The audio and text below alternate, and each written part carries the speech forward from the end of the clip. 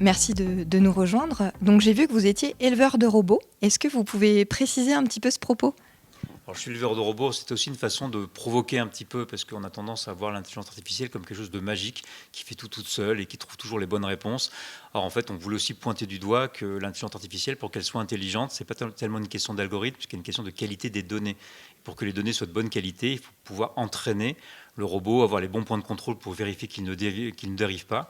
Donc moi qui suis à la base journaliste, avec mon associé qui était ingénieur, on a construit une technologie d'intelligence artificielle, donc de machine learning, et moi je m'occupais de faire en sorte que les données soient bonnes. Et puis surtout, en fait, on a fait en sorte que les utilisateurs puissent eux-mêmes entraîner leurs propres algorithmes, parce qu'en fait, on ne peut pas avoir des algorithmes qui soient faits, qui soient magiques pour tout le monde. Il faut que chacun puisse interagir et être quelque part un petit peu en maîtrise des outils qu'il utilise.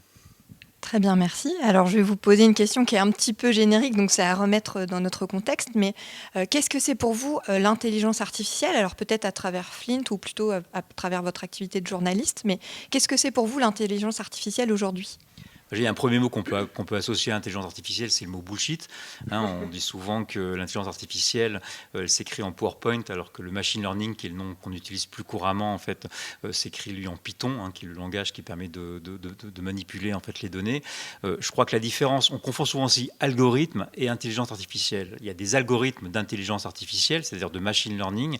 C'est quoi la différence ? C'est que l'algorithme permet d'automatiser selon un certain nombre de règles, alors qu'en intelligence artificielle, en machine learning, en fait, qu'est-ce qu'on fait ? En fait, on va demander au robot de nous trouver la meilleure recommandation, donc de prédire la meilleure recommandation à nous faire pour prendre une décision ou au contraire pour trouver un bon contenu, par exemple. Et ensuite, grâce à l'apprentissage automatique, eh bien, d'établir lui-même ses propres règles. Et donc, et pourquoi c'est important ? Parce que lorsque l'on fait, par exemple, chez nous, en fait, de la recommandation d'articles pour essayer d'avoir des contenus de qualité, dans le tri de l'information. Si on n'est que dans un algorithme, eh bien en fait on va se dire donnez-moi tout ce qui concerne le marketing par exemple, et là vous voyez le bordel parce que il y aura trop de choses et il y a beaucoup de bullshit justement là-dessus. Comment on fait ce tri-là ? Eh bien le robot en fait, grâce il va établir des propres règles mathématiques qui vont lui permettre d'aller chercher justement la qualité tout en personnalisant.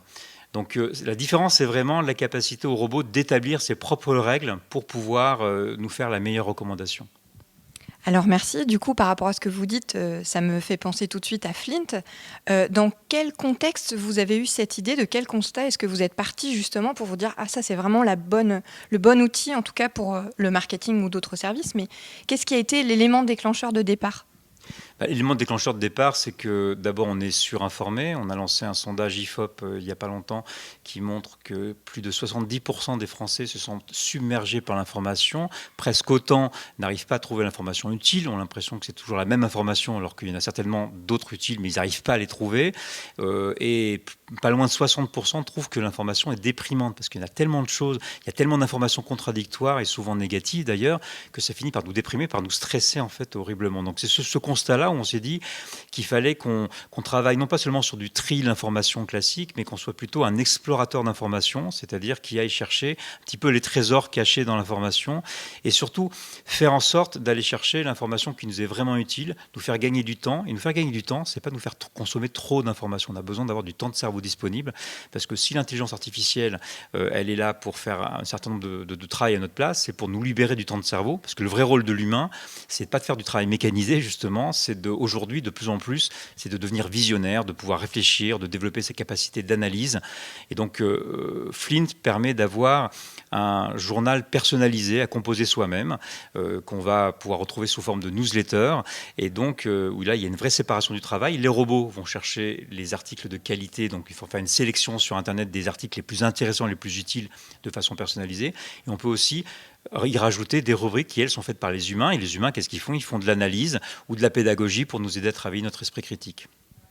Très bien. Moi, je vous parlais donc d'un poste. Est-ce que ça veut dire qu'on peut envisager que ça s'applique à une entreprise et qu'on ait une source d'information ultra personnalisée, par exemple, pour un entrepreneur, une entreprise ? Oui, alors souvent en entreprise, d'abord on a besoin, surtout avec le monde qui va de plus en plus vite aujourd'hui, le principal besoin, c'est d'améliorer l'intelligence et l'expertise, rendre un peu visionnaire en fait l'ensemble des collaborateurs de l'entreprise.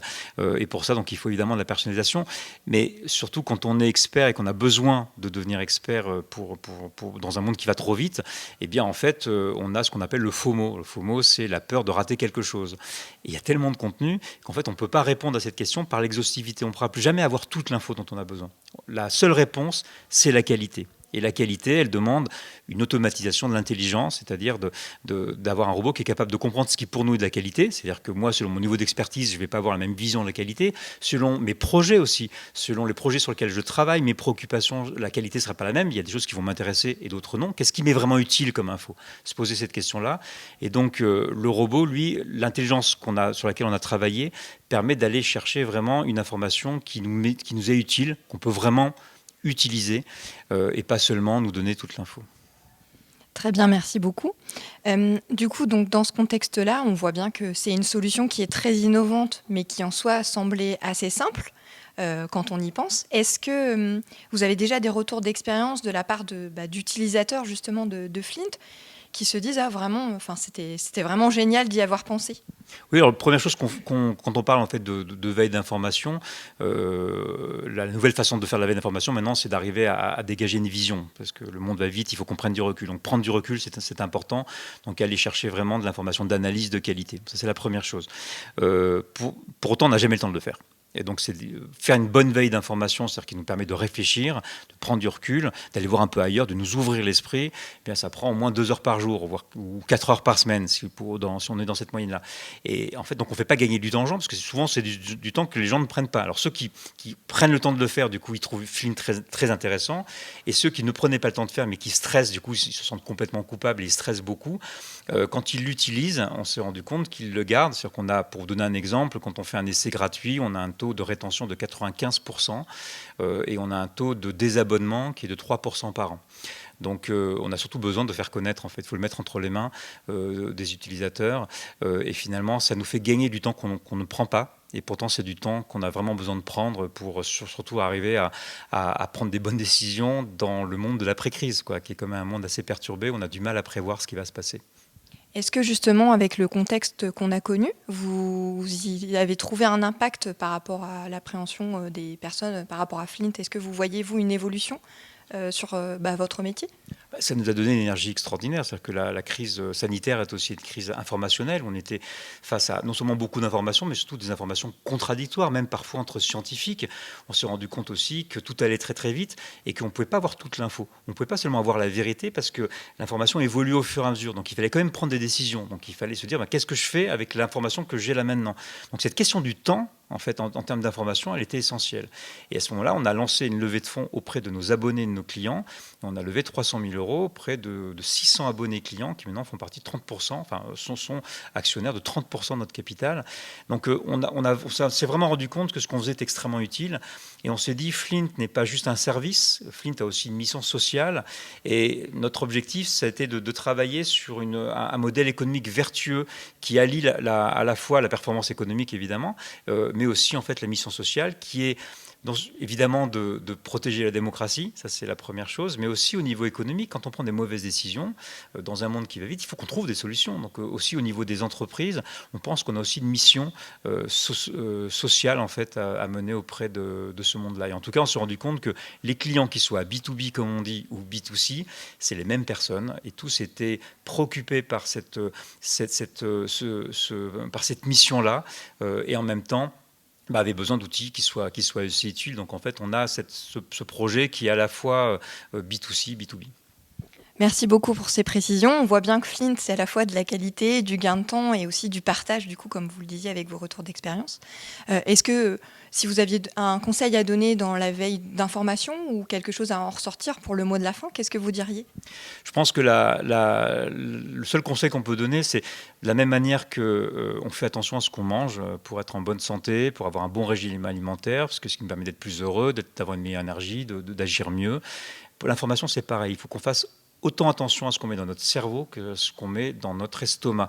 Et on a tendance à consommer l'information comme un consommateur. En fait, non, il faut être un consommateur. Il faut qu'on responsabilise à la fois les producteurs d'information, dans ce chaos qu'est l'information aujourd'hui, mais aussi les diffuseurs évidemment, mais aussi les consommateurs. Donc il faut que chacun aussi se responsabilise. Et se responsabiliser, c'est faire attention, travailler son esprit critique et trouver les bons outils, avoir le bon régime alimentaire, de la même manière qu'on fait un régime, parce qu'il n'y a que comme ça, en responsabilisant tout le monde en fait, et en considérant que l'info, c'est aussi important que l'alimentation, surtout dans le monde dans lequel on est. Merci beaucoup. Du coup, je vous laisse aller voir la conférence de Seth Godin. Merci pour vos conseils. Merci.